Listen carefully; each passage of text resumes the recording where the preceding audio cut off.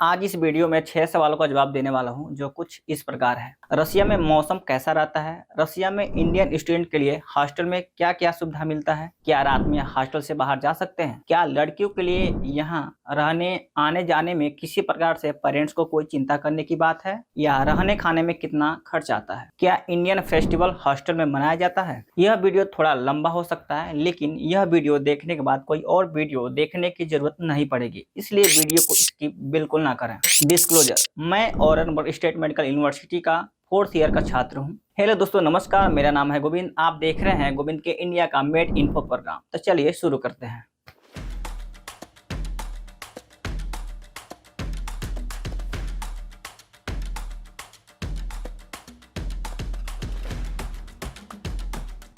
सबसे पहले बात करते हैं वेदर, मौसम की। रसिया में 4 तरह के सीजन हैं जो कुछ इस प्रकार हैं। समर जून से अगस्त तक, ऑटम सितंबर से अक्टूबर तक, विंटर नवंबर से मार्च तक, स्प्रिंग अप्रैल से मई तक। इनमें सबसे लंबा विंटर का सीजन होता है। वहीं टेम्परेचर की बात करें तो कुछ इस प्रकार है। यह केवल औरंगाबाद क्षेत्र के लिए लागू होता है। समर में +20 से +40, ऑटम में +10 से +20, विंटर में -10 से -40, स्प्रिंग में +10 के आसपास। विंटर सीजन को छोड़कर सभी में प्लस ही टेम्परेचर रहता है। विंटर सीजन में आपको यूनिवर्सिटी, हॉस्टल, बस, टैक्सी और मॉल जैसे जगहों पर ठंडा नहीं लगता है। इन जगहों पर आप बिना जैकेट के भी रह सकते हैं, लेकिन वहीं जब आप खुले जगहों पर होते हैं वहां ठंड लगेगा, लेकिन उन्हीं कपड़ों और जैकेट का इस्तेमाल कर ठंड से अपना बचाव कर सकते हैं। टाइम जोन, वहीं रसिया में 11 टाइम जोन है, जिसमें से ओरेनबर्ग का टाइम जोन GMT+5 जो इंडिया से 30 मिनट पीछे है। इंडिया और ओरेनबर्ग के टाइम में 30 मिनट का अंतर रहता है। रसिया के अन्य टाइम जोन के बारे में जानने के लिए आप मेरे इस वेबसाइट पर विजिट कर सकते हैं। वीडियो पसंद आए तो लाइक करें, अन्य कोई सवाल है तो कमेंट कर सकते हैं। अन्य जानकारी के लिए आप मेरे एजुकेशनल, टेक्निकल, हेल्थ और न्यूज जैसे वेबसाइट पर जा सकते हैं जो स्क्रीन पर नजर आ रहा है। हॉस्टल फैसिलिटी, आगे इसके बारे में कुछ बात करें उससे पहले एक और जानकारी साझा करना चाहता हूं। ओरेनबर्ग स्टेट मेडिकल यूनिवर्सिटी में कंसल्टेंसी के द्वारा ही एडमिशन ले सकते हैं। एडमिशन के बारे में अधिक जानकारी के लिए मेरे वेबसाइट पर जा सकते हैं, जिसका लिंक डिस्क्रिप्शन बॉक्स में है। आइए जानते हैं प्राइवेट हॉस्टल में मिलने वाली सुविधा के बारे में। यहाँ पर फर्स्ट ईयर में मेस की सुविधा लेना अनिवार्य होता है। सेकेंड ईयर से आप सेल्फ कुकिंग कर सकते हैं। यहाँ सेल्फ कुकिंग करने के लिए आपको किचन की सुविधा मिलती है, जहां आपको इलेक्ट्रिक कुकिंग हीटर मिलता है, उसे यहाँ पर प्लेटका कहा जाता है। बाकी खाना बनाने में लगने वाले सामान खुद खरीदना पड़ेगा। वहीं मेस के खाने की क्वालिटी की बात करें तो स्टैंडर्ड होता है। किसी को पसंद आ सकता है, किसी को नहीं भी, ये आपके ऊपर निर्भर करता है। मेस की सुविधा होने के साथ साथ आप किचन में भी खाना बना सकते हैं। किचन सुबह 6 से रात को 12 बजे तक खुला रहता है। सभी फ्लोर पर किचन की सुविधा होता है। पानी गर्म और ठंडा दोनों की सुविधा होती है। सिक्योरिटी और सेफ्टी, यहाँ अन्य सुविधा की बात करें तो प्राइवेट हॉस्टल CCTV कैमरे से लैस है। इंट्रेंस और एग्जिट के लिए अपने फेस को स्कैन करना होता है, जो आप वीडियो में देख सकते हैं। जिसके बाद आप हॉस्टल से बाहर और अंदर आ जा सकते हैं। इसके साथ ही चौकीदार की भी ड्यूटी रहती है। यहाँ चौकीदार को अकराना कहा जाता है, जो समय समय पर बदलते रहते हैं। सुबह 6 बजे से रात 11 बजे तक आने जाने की परमिशन रहती है। रात को 11 बजे तक आपको अपने हॉस्टल में होना चाहिए। इसकी निगरानी रोज होती है। अगर रात को 11 बजे के बाद हॉस्टल से बाहर जाना है तो आप इसके लिए परमिशन लेकर जा सकते हैं और तय समय के अंदर हॉस्टल आ जाना होता है। समय समय पर हॉस्टल में फायर ड्रिल भी किया जाता है, ताकि आप इमरजेंसी के दौरान बाहर आ सकें। वहीं आपको कपड़े धोने के लिए वॉशिंग मशीन और इंटरनेट के लिए वाईफाई की सुविधा मिलती है। इसका चार्ज आपको हॉस्टल के फी में शामिल होता है। सेफ्टी फॉर गर्ल्स, यहाँ लड़कियों को किसी प्रकार का सेफ्टी से संबंधित समस्या नहीं होता है, जहाँ तक मैं समझ पा रहा हूँ। हमसे बेहतर कोई लड़की ही बता सकती है। फिर भी हमारे देखने में कोई सेफ्टी से संबंधित समस्या नहीं होता है। चाहे कॉलेज अकेले जाना हो या अपने सहेलियों के साथ, सकुशल कहीं भी आ जा सकती हैं, हॉस्टल और यूनिवर्सिटी के नियमों को मानते हुए। Separate floor for girls, boys and maintenance and non maintenance.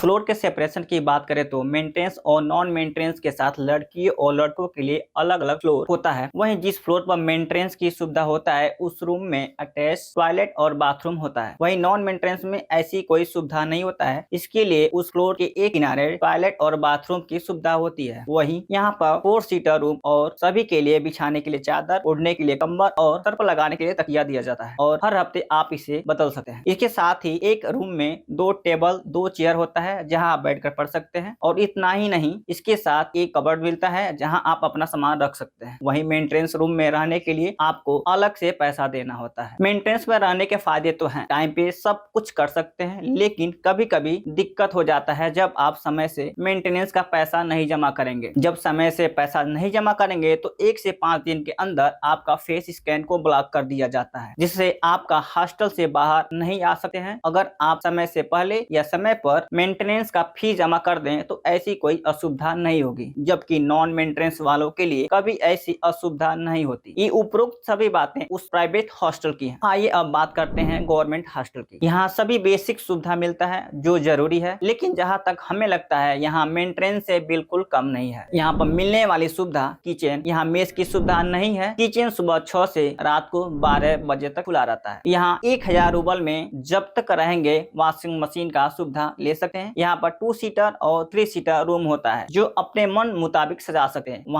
यहाँ भी आने जाने के लिए सुबह 6 से रात 11 तक ही है। यहाँ पर एंट्रेंस और एग्जिट के लिए अपने यूनिवर्सिटी कार्ड का उपयोग कर सकते हैं। यहाँ भी परमिशन लेकर रात 11 के बाद हॉस्टल से बाहर जा सकते हैं। इंटरनेट के लिए आपको खुद वाईफाई की सुविधा लेनी होगी या आप अपने मोबाइल डाटा का उपयोग कर सकते हैं। लेकिन एक अच्छी बात है, जब आप इस हॉस्टल में आएंगे तो पहले से सीनियर वाईफाई का उपयोग कर रहे होते हैं। आप चाहे तो रूममेट के साथ शेयर कर सकते हैं और ऐसा ही लोग करते हैं। 1 महीने का वाईफाई का चार्ज एक बेसिक प्लान के साथ लगभग 500 से 600 रूबल तक हो सकता है जब ये मैं वीडियो रिकॉर्ड कर रहा हूँ। आइए अब बात करते हैं एक्सपेंसेस की। एक चार्ट के माध्यम से समझते हैं। Calculation according for 10 month approx minimum 2 महीने का वेकेशन होता है, इसलिए 10 महीने का कैलकुलेशन है। नॉन मेंटेनेंस एंड मेंटेनेंस या ईयरली, मंथली और daily. Living cost include self cooking and travelling 1 lakh से 1,20,000। मंथली 10,000 से 12,000। वहीं मेंटेनेंस में living cost including self cooking and travelling 1,30,000 से 1,50,000 और मंथली 13,000 से 15,000।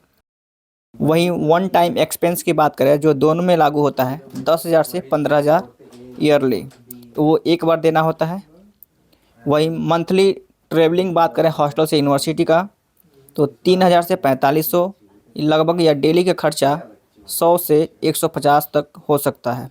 जानकारी के लिए बता दूं, जो one time every year expense है वह मेडिकल एग्जामिनेशन और अन्य टेस्ट जो आपके इंश्योरेंस में शामिल नहीं रहता है उसके लिए होता है, और यह पैसा आपको मेडिकल एग्जामिनेशन और मेडिकल टेस्ट सेंटर पर स्वयं ही देना होता है जब यह एग्जामिनेशन कराना होगा। यह टेस्ट जनरली रशिया में आने के 90 दिनों के अंदर करना होता है, लेकिन इसकी चिंता आपको करने की जरूरत नहीं है। इसको रशियन में यहाँ मेडिकल कमीसिया कहा जाता है। ओवरऑल कैलकुलेशन नॉन मेंटेनेंस वालों के लिए कम से कम 1,10,000 से 1,35,000 और मेंटेनेंस वालों के लिए कम से कम 1,40,000 से 1,65,000 रूबल लग सकता है। 2 विशेष जानकारी और शेयर करना चाहता हूं। पहला, पूरे रशिया में किसी भी कैफे या रेस्टोरेंट में पीने का पानी नहीं मिलता है, आपको खुद खरीदना होगा या साथ में पानी का बोतल रखना होगा। दूसरा, यहाँ टॉयलेट में जेट स्प्रे जैसी कोई सुविधा नहीं होती, आप टॉयलेट पेपर या अपना बोतल वाला जुगाड़ कर सकते हैं। और आखिरी सवाल, क्या यहाँ हॉस्टल में इंडियन फेस्टिवल मनाया जाता है? तो जी हाँ, यहाँ प्राइवेट हॉस्टल में इंडियन फेस्टिवल मनाया जाता है। आने वाले अन्य वीडियो का